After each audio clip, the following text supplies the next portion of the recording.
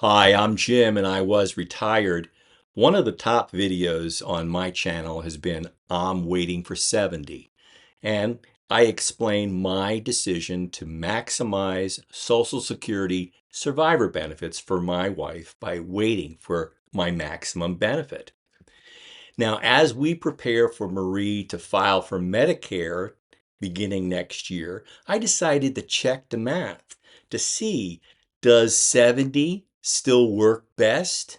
Stay tuned. If you think of Social Security as longevity insurance, you might make the decision to file for maximum benefits. And for us, that would mean waiting for 70 for me and for Marie to wait until 67 when she reaches her full retirement age. However, in January 2026, I will only be 11 months away from my maximum, and Marie would be 2 years away from her full retirement age. So she would take a permanent hit to her own and spousal benefits. But I decided to take a look at this problem at OpenSocialSecurity.com to explore. First, let's take a look at OpenSocialSecurity.com by Mike Piper. He's a noted writer on Social Security filing strategies. His base approach is to consider mortality tables and present value calculations to give you an optimal filing strategy for a couple. And note, his calculator also works for singles. There's options that you can choose. I suggest you use it. Be sure to check that box up at the top for different assumptions that you can change. And I like to look at various mortality assumptions and what happens if benefits are cut in the future. And I've done a video up there about what happens if it's cut. The answer is it doesn't really factor in because the cut would be across all benefits. So make your decision based on your decisions, not on whether benefits are going to be cut or not. But let's use this starting with Marie, and I've entered information that's close to her exact age, not exactly her age. I'm also going to round her PIA amounts here to 1,000, and for my PIA down here to 3,000. That's close to what we are, but not exact numbers. And I'll also begin with the base assumption of the 2021 Social Security tables, which is average mortality for people our ages. And then let's hit submit. The recommended strategy is for Marie to file now at age 64 and 8 months, while I wait for 70 in December of 2026. At that time, Marie would file for her spousal benefits at age 65 and 11 months.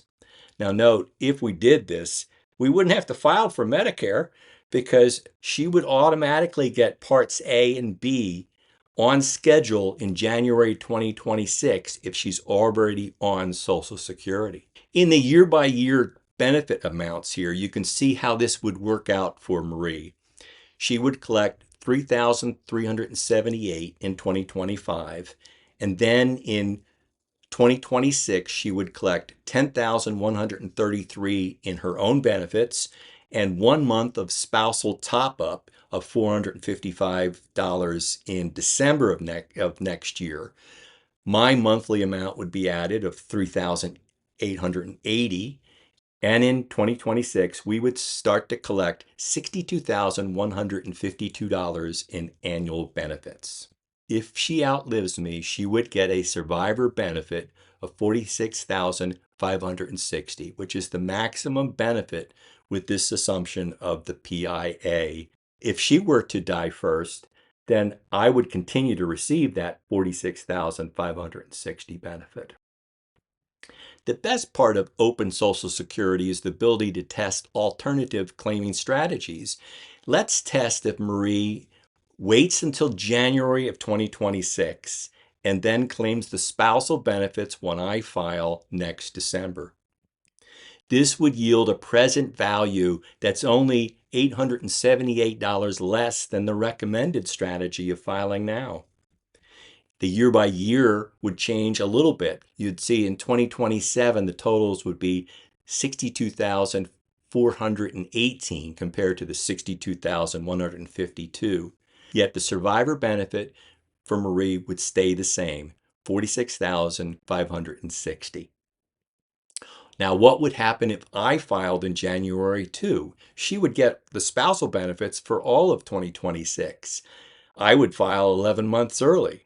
But note that the difference here in the present value of the scenarios is 4,668.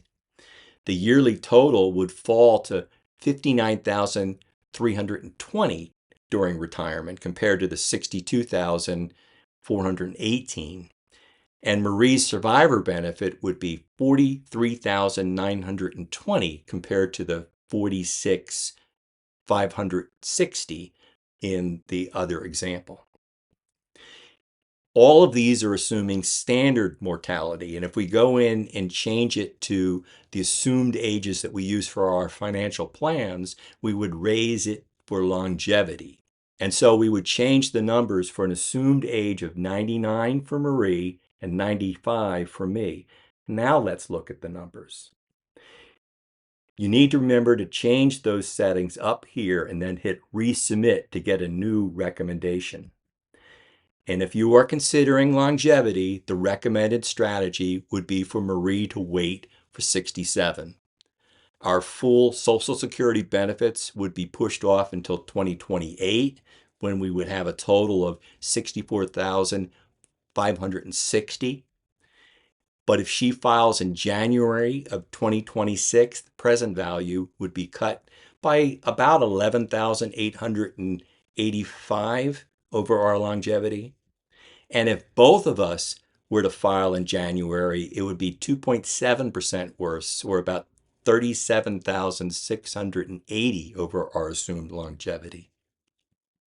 So if you're considering longevity, then Marie should wait for 2028. But if we start to consider the mortality odds and the present value, then Marie should file now, or what's likely January of 2026, while I wait for 70.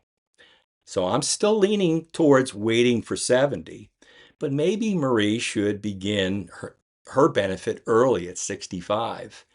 What do you think we should do? Drop us a comment below, and be sure to remember to like, subscribe, and share this channel if you like entertaining ideas from one DIY retiree. Now remember, I'm not a financial planner. I have no initials after my name, so take these as entertaining ideas from one educated consumer to another. Always do your own due diligence and seek out a professional if you need one.